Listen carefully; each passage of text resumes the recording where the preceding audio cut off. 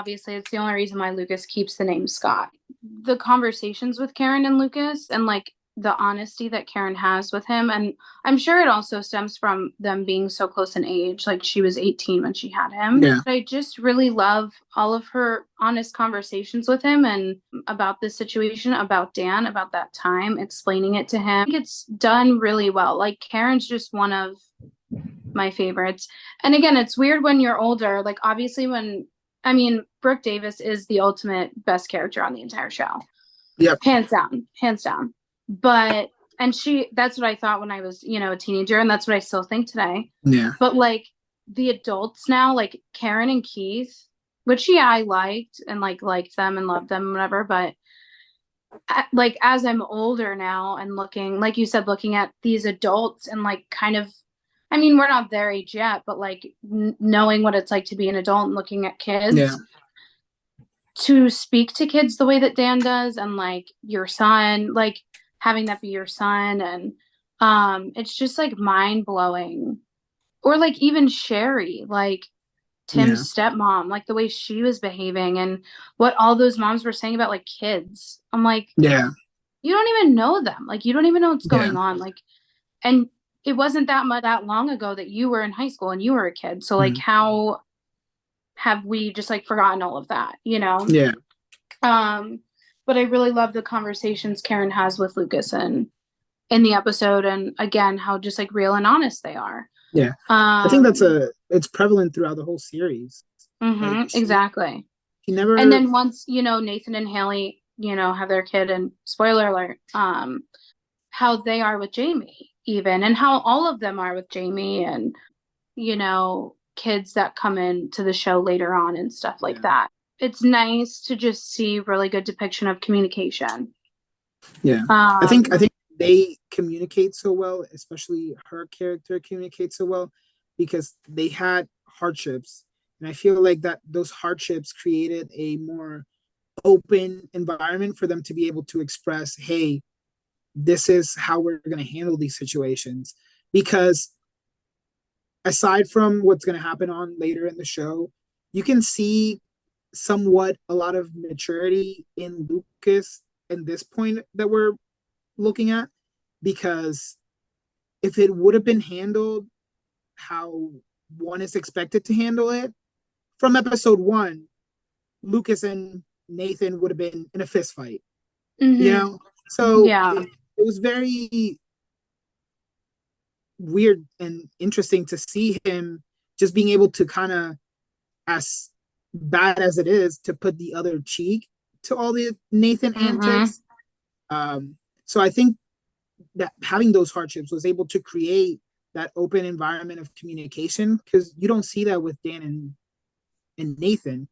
Those Yeah. easy, comfortable lives created these scenarios where things are not even acknowledged.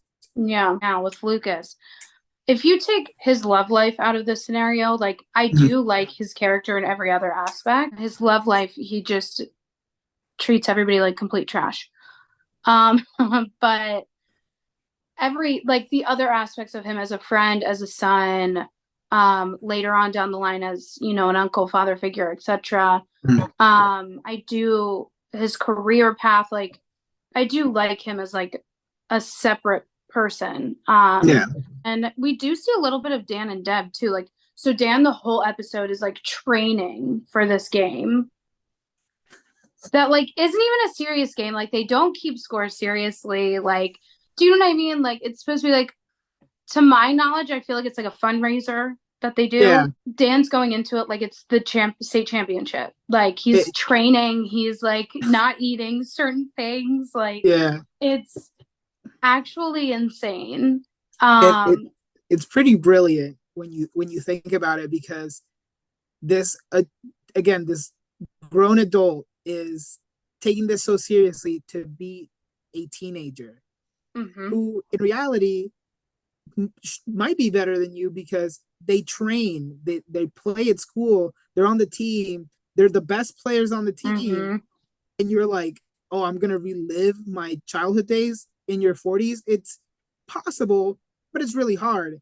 And it's just mhm, the fact that in his mind he's like, he even says it to Lucas, I believe, he's like, oh, I'm gonna be coming with like at my best. I'm like, Yeah. no, it was really cringy and also believable that like this narcissistic guy was thinking that he was gonna beat teenagers at a game that they play every day Mm. just because he was once good and he thought that he was gonna be the best.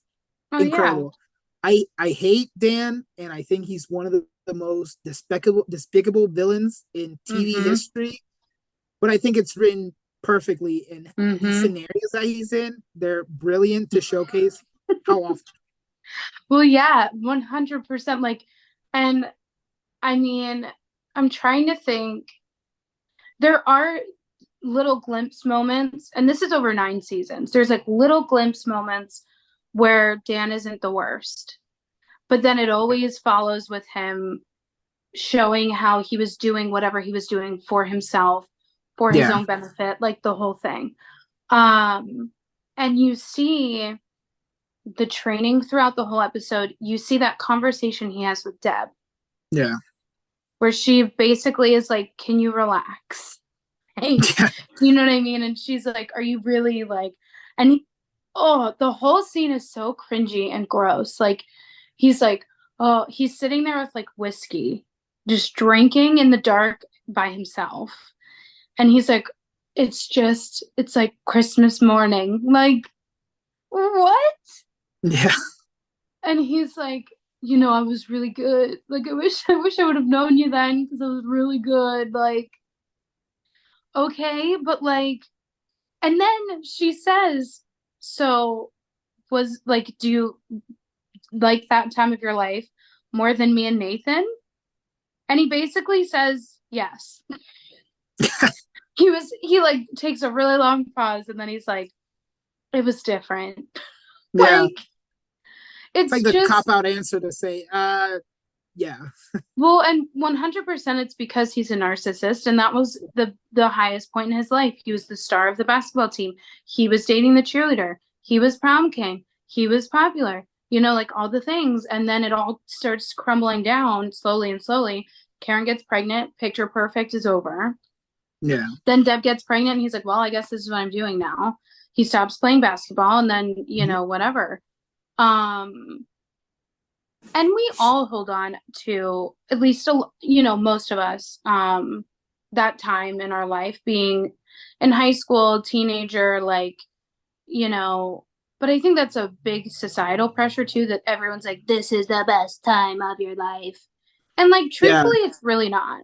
I mean maybe you're at your prime of like sports or dance like stuff like that like yeah you can't really do as well or at the prime in your 30s or your 40s but I feel like everything else in life primes in your 30s and 40s and but yeah, everyone says like your teens and 20s like that's the time of your life like you don't know anything and you're young and yeah, like life kind of sucks at those times but for him he just that's all he thinks about or cares about or anything.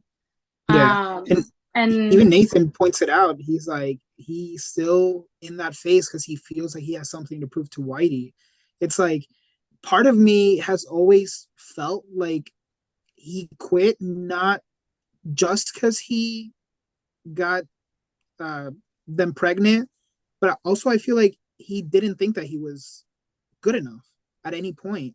Like he might have mm-hmm, been the star basketball player, but when you think about it, you might be the best basketball player in your town or maybe in your county, but there's many schools across the country. So I feel like there was a lot of doubt in him, and mm-hmm, that's why he's putting all this pressure into Nathan to be the best because he yeah, never thought he could be the best. I don't think that's really explored, but from how he is, that's just something that I've always thought of. Um, and the fact that he had to be more than a mechanic, like yeah, he's as a mechanic, but then he needed to be something more. So I just always felt like he never felt like he was good enough, and he had to find something that would portray to people that he, even if he wasn't playing basketball, he was still good enough or more than them. yeah, yeah, for sure. And I mean, the Whitey thing too. because you see, the dynamic with Whitey and Dan and Whitey and Keith as well. Um, the grudge with Whitey is like absolutely outrageous. Like the fact that he's like, he always had it out for me, and he told the story a few episodes ago about how, yeah, we went to the state championship and Whitey told me because I didn't do the play, he said it was his team, and it wasn't his team. It wasn't him who got us there. It was me. Yeah. Like, it's so insane that he felt that way at that point. Whitey is amazing, and I love Whitey so much. The fact that anybody can have animosity towards him is outrageous. And then also to just like hold that grudge for so long and still be like, oh, well, Whitey's just doing this because he has a grudge against me. Like, Yeah. you know? And there was at no point like you see Whitey interacting with other characters and you see the type of person that he is. So it's really easy to see who the common denominator is in these situations. And it's like everybody that Whitey interacts with, he has a reason for what he does. So when Dan is just, oh, he just has a grudge against me, again, it's that narcissistic view of he's only doing it to spite me. But then again, these type of people like Whitey that are so nurturing, they understand, they can smell BS a mile away. So Mm-hmm. he knows that how Dan was. So I can see how, yeah, you weren't the best. And he wanted to basically tell you, hey, you need to play as a team, and you aren't the team. Mm-hmm. So, Yeah, 100%. And then we do also get really cute scenes with Nathan and Haley because him and yeah. Peyton are still broken up, which that's kind of carried throughout the whole episode as well. Yeah. And I mean, I don't think the poncho that Haley is wearing is that ugly. I thought her outfit was cute. They make a huge deal, like for seasons and seasons, they talk about the ugly poncho. Yeah. And I don't think it's even that ugly. It's like crocheted. Like who doesn't like a crochet? Um, but they have, he's talking about Peyton and like how he's worried about her in the game and all of that stuff. And then before he leaves, this is where he says to her, you and I've talked more than me and Peyton ever did. Yeah. And that's like really exciting for them, but like also really sad Yeah. that, Peyton and Nathan never really connected. I feel like they just felt like were supposed to be together, Yeah. What are Um, we calling them? Is it Naylee? Nelly, yep, yep. I'm about it. Naylee always felt like from the get-go, they felt very believable. Like out of all the relationships in the show, they're the only one that I was 100% behind. And even when Nathan does Nathan things, like I was like, it's something that I always saw the good in Haley. That I knew that I don't believe in the good person is responsible for getting the good out of a bad person. Mm-hmm. But it was the only time that I didn't feel like he was a bad person. Mm-hmm. And it didn't feel forced. Like I feel like Yeah. in a lot of other shows where we do have a dynamic like this, where someone's like a bad boy and then the good girl comes in and they change for them. I feel like it's constantly like the guy's like, well, I'm doing this for you. I'm trying to be good for you. Like everything they do, Yeah. it's like, well, I'm doing that because of you. And it's just a natural, organic thing with them that like I said, whenever he's around Haley, he just talks real and openly and Yeah. they have really deep, meaningful conversations, and he's never really like a jerk to her. And if he is, like, remember how he's like, well, at the party, he was like, well, Lucas. Yeah. It seemed like he really, you guys fought a little bit back there. Maybe it'll make him upset. She's like, maybe that's how you do things in Nathan land, but I'm Yeah. not going to do that to my best friend. Like, it's, you know, she calls him out on his BS. Yeah. But he really doesn't act like that around Haley. And he is never like mean to her. He's never rude to her. He's never, you know what I mean, done anything malicious to her, said anything bad. Whereas he's done that to everyone else, but just not Yeah. her. And again, I think it happens in a really organic way. I think that James, who plays Nathan, and Joy, who plays Haley, just have amazing chemistry together. Yeah. And it's literally started from the first time that she tutored him. Like that whole scene, he gives her the bracelet. Like even then, when it's like they're not even like friends or friendly, like it's just this spark that happened with them, and I think was made really organically. And it's something that just grows and grows, and there's ebbs and flows and highs and lows, and obviously it's a drama show.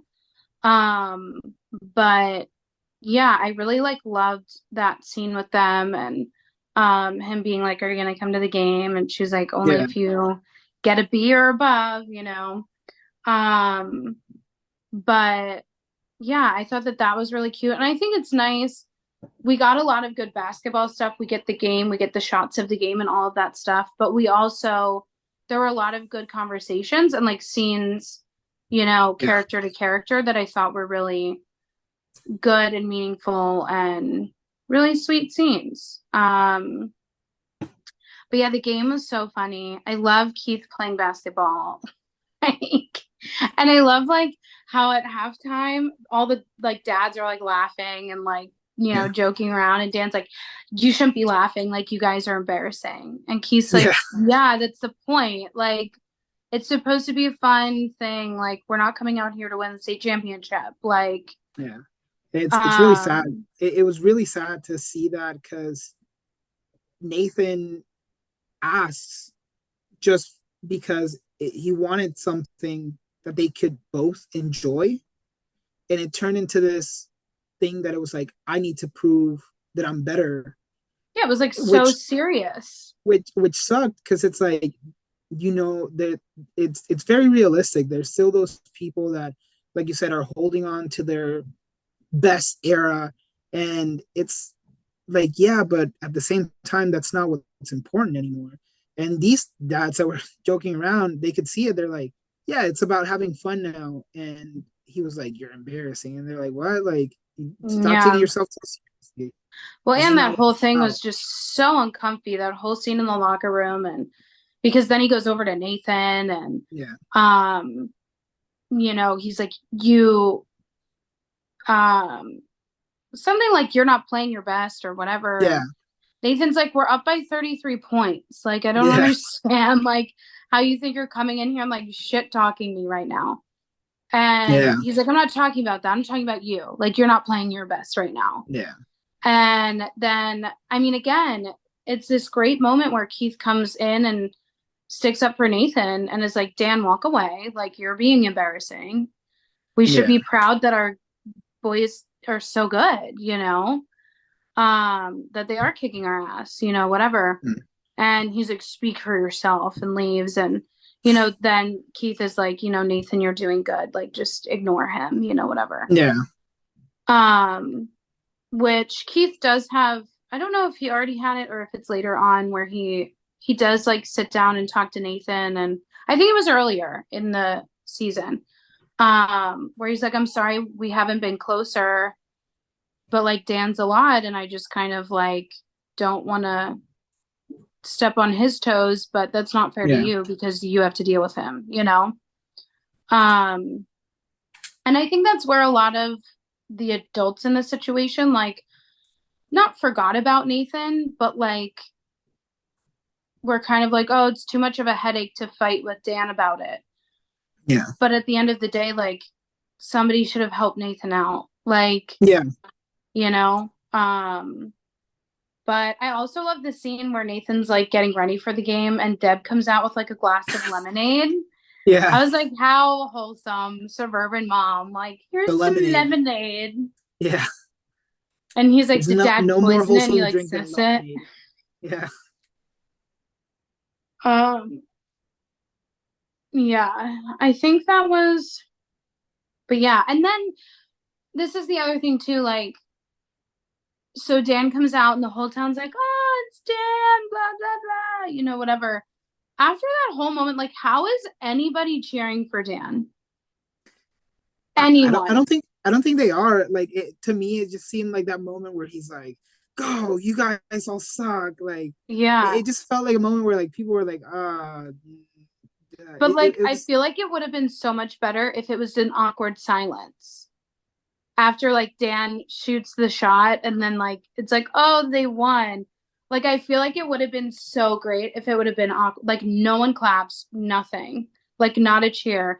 Because the only people who didn't clap were like obviously the people who know Dan, like Deb, yeah, Karen, you know. Um, because that's an uncomfortable moment, and I feel like that would have been a realistic response in that situation of everyone being like, what is happening? You know yeah. what I mean? Um, so I thought that would have been a different like a different choice that would have paid off. I can see that. Um, because I just again I feel like everyone would have kind of been confused, like what is happening? Like, Yeah, like this is being taken so seriously. yeah, and like or like literally attacking your son so that he can't score the winning basket is like in front of Yeah, everyone. Like he literally hurt him and then didn't even help him up. He just stood there over him like, I couldn't let you have it. I yeah, couldn't let you have it. And then Lucas comes and helps him up. I'm like, what the heck? yeah. I think that would have been a point where like as a son, you're just like maybe my dad doesn't care about me as much as I thought. Yeah, you're just like, you're embarrassing. And I think it would have been really cool if it would have been an awkward silence, like not a single clap. And Yeah, then Dan would just be like, we won. And then everyone would be like, oh, okay. Over time, there's a lot of things that Dan does in public and like at games and stuff that like you would think over time, like he would get less and less cheer. Do you know what I mean? yeah. And less praise. I think a lot of it was the time. Like this episode came out in like 2003. I feel like a Yeah. lot of these behaviors were very acceptable and very like common in Yeah. society that like people didn't really bat an eye. And Yeah. now kind of like as adults we see them and we're like, oh, that's kind of awful. But Yeah. like this macho persona of I need to discipline my kids and I need to kind of keep my wife in line. It kind of seemed like it was a very prominent thing in that time, and it was Mm-hmm. only like kind of like the start of the shift when you were seeing these type of characters on TV, and you were like, oh, that's not cool. But everybody else was like, oh yeah, yeah, keep her in line. Like it's Mm-hmm. like no, this is not right, and that's kind of when the shift in my perspective started of like this isn't how a man and a leader of families should be behaving, uh, Mm-hmm. not in public or behind the scenes. So it was kind of to these villainous characters just being despicable fathers. Yeah. I did love the I don't want to be the theme song playing while they played the game. Yeah. I thought that was really cool. The Whitey thing with Peyton, I thought that was a really cute and like super platonic thing. Like it didn't seem weird. His wife, I love when he talks about Camilla. It's my favorite. I thought there was a little too many scenes filmed on the bridge. Yeah. Ran out of ideas or money or time to shoot other locations.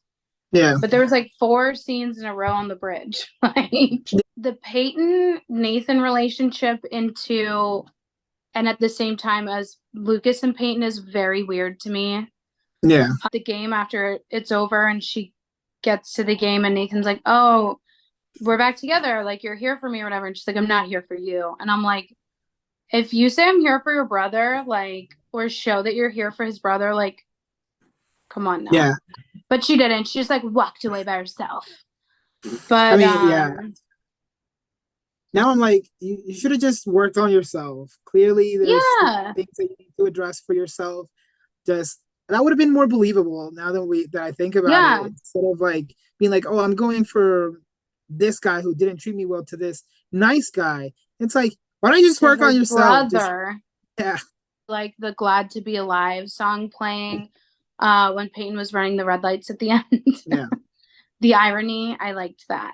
I wish we would have seen more of Brooke in this episode. I'm always a advocate of I'm seeing always Brooke. here for Sophia Bush. She's just so freaking adorable. Like She's so cute. I'd like to see more of her because I feel like the only time we saw her was when Peyton was abusing her. And then she was Yeah, like, I don't know, Peyton like treating me like crap. Like I don't care where she yeah. is. Correct me if I'm Um, wrong. She was supposed to not be a major character moving forward, right? correct. Yeah. So she Yeah, wasn't in the pilot. yeah, And then she was just supposed to be kind of like a high extra almost. yeah, And then she just worked, meshed well with, the cast, and they made bigger and bigger parts. I think right around these episodes is when then Brooke starts being a prominent character and her own entity, and we start learning about her and yeah. stuff. Also, like Peyton's dad, like when her and Lucas are on the bridge, my dad used to always make sure he was home, but he just sent an email this year. First of all, I feel like we could have like talked about their parents without having their parents just like neglect all of them. Do you know Yeah. what I mean? Like parent Peyton's mom dies and then her dad works all the time and is away all the time, neglects her, doesn't even come home for the anniversary of her mom's death to be with his 16-year-old daughter. It Yeah, just I mean, blows my mind. I don't find it that unbelievable now because as an adult, like you're working and I personally don't have to be away from home, but I know people that it's whenever they say, "Hey, this weekend we're flying to Paris for this Mm-hmm. whatever," you're like, "Oh, okay." You just have to say okay. Mm-hmm. So I don't know. I don't remember them mentioning what type of job he had. He goes out to sea. Yeah. So it's like those type of Um, jobs that like or I like don't know if oil he. rigging in the ocean or Yeah. something like that. And she says it like on the bridge, but I forget what she says specifically. Yeah. But she says, my dad's a oil rig boat captain or whatever. So he Yeah. goes out to sea 4 weeks, every 4 weeks or something like that. And she's like, but he always makes sure he's home, for this date or whatever. But the other thing about that is like, this is a small town, so like nobody leaves. Like they don't have extended family, they don't have cousins, they don't have aunts or uncles, they don't Yeah. have grandparents. Like, do you know what I mean? Like, Peyton has Yeah. not a single family member, just her two parents. And then when her mom dies, her dad leaves, she has no one and she's just by herself. Yeah. It's just, that is like wild to me. I'm assuming, though, her dad is not from Tree Hill because when Whitey was talking about her mom, how she cheered and stuff, and he was like, this was the type of person your mom was, your dad didn't stand a chance when she met him. Yeah.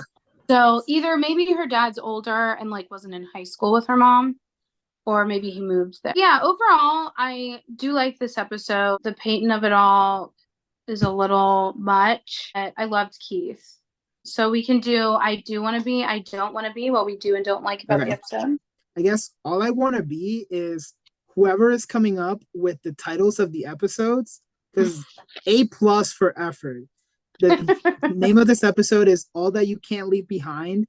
And it's perfect for Dan just being Damn. this person that can't let behind his basketball life or how great he was in high school. So I think it's perfect. It's kind of like very on the nose with what's going to happen on the episodes, and I'm going to keep looking forward to these titles. But I want to be that writer because A+ for all the effort. And all I don't want to be is Peyton in this episode. Very overplayed, very angsty. It was my least favorite part of the episode, and I feel like when I was watching it, it just took me out of feeling for her backstory, especially everything else that was happening with the basketball game was so central to the point of how the characters are going to deal with stuff right now that I just felt like it felt like two different episodes and I cared about one more than the other. Episode titles are all song titles. Wait. So the ones that they pick, I think, are very good. Yeah. I don't know. I think it's season 2. They become very depressing, the titles. I do want to be in this episode. Keith. I feel like Keith was mine last time, but like Keith. Yeah. because he defends Nathan. I feel like it's really good for him to get the satisfaction of like the confirmation from Lucas, like, you're my dad, you know. And Lucas has that nice scene with him at the end where he's like, I was beyond honored to have you as my dad for the night, like, you know.